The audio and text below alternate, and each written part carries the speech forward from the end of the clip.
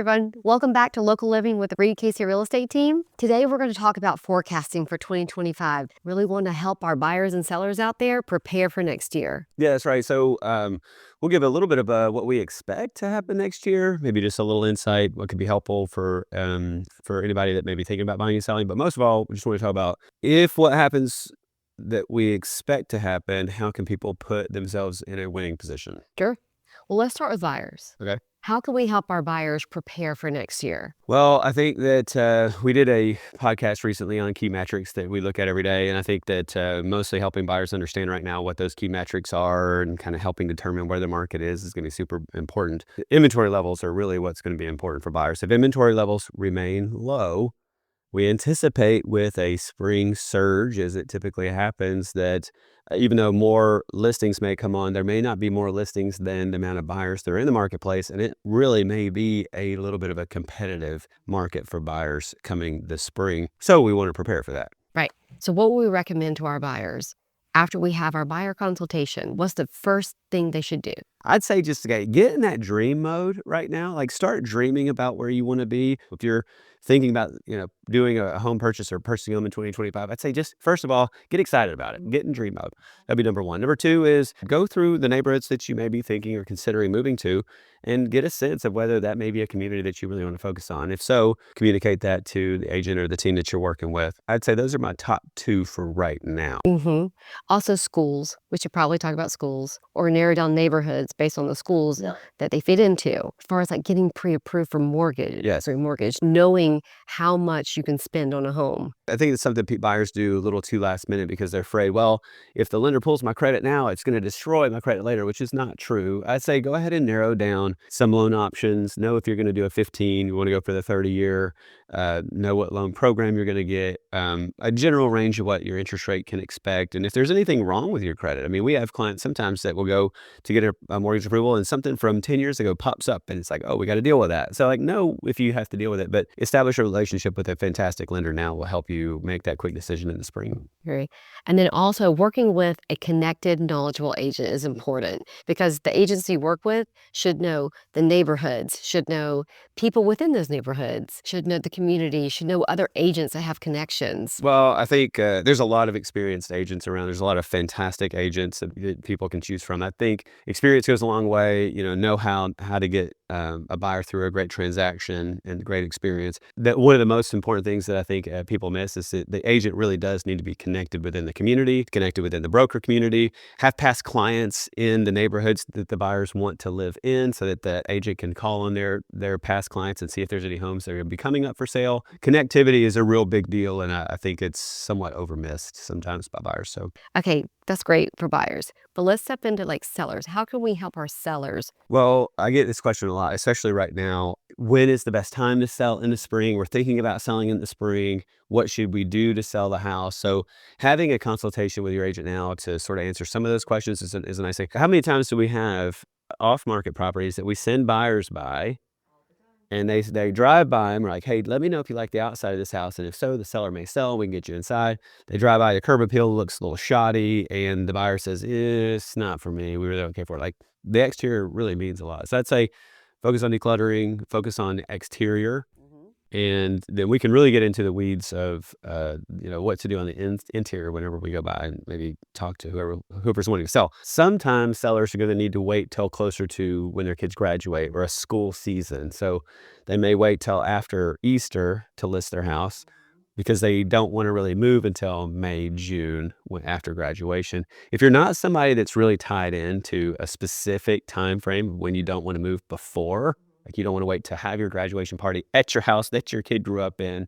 If you're not really on that time frame, then I would encourage you to think about listing between the third week of February to the third week of March. And I like that because buyers always come out of the woodwork after the first of the year to start buying houses or house shopping before the mass of inventory comes on. And so if you can kind of be in that window of, all the inventory hasn't come on, it's going to come on, but buyers are out, we want to be kind of first. Now I like that late February to early mid-March. The leaves haven't really started to get on the trees, so your house isn't going to be, the grass hasn't turned green yet.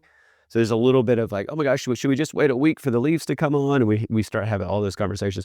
I'd say late February is not too early. Mid to late March is certainly not too early. What about pre-inspections? Would you recommend them for sellers? That's a question I also get a lot, and it depends a little bit. I think the best way to sell a house Mm-hmm. would be to eliminate objections from buyers Agree. and to shorten the time frame that it takes for a buyer to make decisions. If we can eliminate objections and shorten that time frame, I think that sellers have a big opportunity to win. So, for example, if a buyer's walking through a house and the house really hasn't been taken care of, has got a lot of minor repairs, the minor repairs may make them think that there are major repairs. The house hasn't been painted and they have to kind of think about how much that's going to cost them, or the carpets haven't been redone, or there really does look like the house has not been maintained well. That just can prolong a buyer's decision to act. But if they walk through a house that looks good, smells good, Mm-hmm. looks like it's been well cared for, maintained, there's a copy of an inspection report with the inspection report laying on the kitchen countertop and all the items that have been addressed in it. It's a copy of a survey there, the legal description's there. Seller's property disclosures are filled out in a way where it really feels like they've disclosed everything. Like if you eliminate those buyer sort of objections in the timeline, they can say, oh my gosh, this house looks like somebody's loved living here. I would love to live here. This is an awesome seller. Look at all this information they provided us. Yes, like let's go. Then I think pre-inspections can be a really good thing. It's just, there's always a possibility, Kathryn, for a seller to get a pre-inspection, something to come up on that inspection that's a real disclosable item or issue, or something that needs to be taken care of before they list. And that's something they're going to have to decide to do. Agree. I also think having the sellers get together all their surveys, warranties, having knowledge of the last time they had their HVAC serviced, or the age of the roof, just having all that information ahead of times will help speed up the process of getting their house on the market. It's so true. So it's one of the things we go through the seller's property disclosures. The more specific you can be on those disclosures, a lot of times we'll go through it and say, hey, do you have a termite bond on your property? And they'll say, oh, I think I know we do, but I don't know who it's with or what it is. Getting all those details can really help. I agree. And then helping the sellers plan their next move. Where are they going? Are they renting something? Are they moving in the same area? Are they moving out of state? Just helping them plan that out so that an offer does come in, they can know when do they need to move out by? When can they have temporary occupancy? Yeah, well, it's one of the things that holds sellers up from taking that next step. It's like, well, I don't know exactly where I'm going to be or where I'm going to go.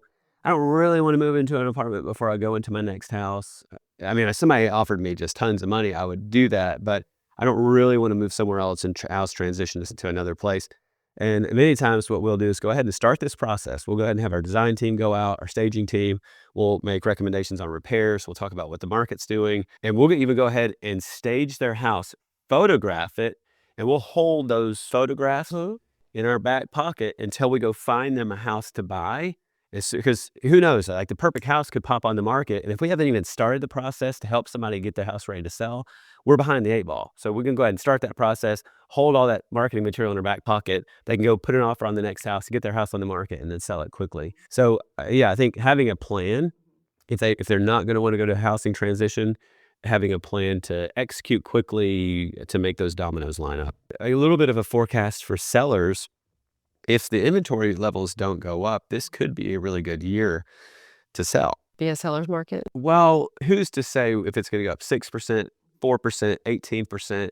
I don't really know. I could tell you that the interest rate conversation has sort of, I would say, become not as important, right? I mean, it's still important, but I would say that it's really, it's like there's a staring competition of who's going to blink first. It's like buyers with a slowdown of demand, or sellers and not many listings coming on the market. It's like, what's going to happen? Is a surge of inventory going to come up and that caused a little bit of a supply issue? Or are the buyers going to say, you know what, we're cool with 6-7% interest rates right now. We need to buy. We want our kids to be in a new school district. And then we are going to see a little bit of a flood of buyers enter the market space. So I think it's probably the latter, if I just had to guess. That may not mean that we get 50 offers on every listing, but I do think there's going to be an opportunity for sellers in the spring. I hope that some of this information is valuable if you're somebody that's looking to buy in 2025 or possibly looking to put your house on.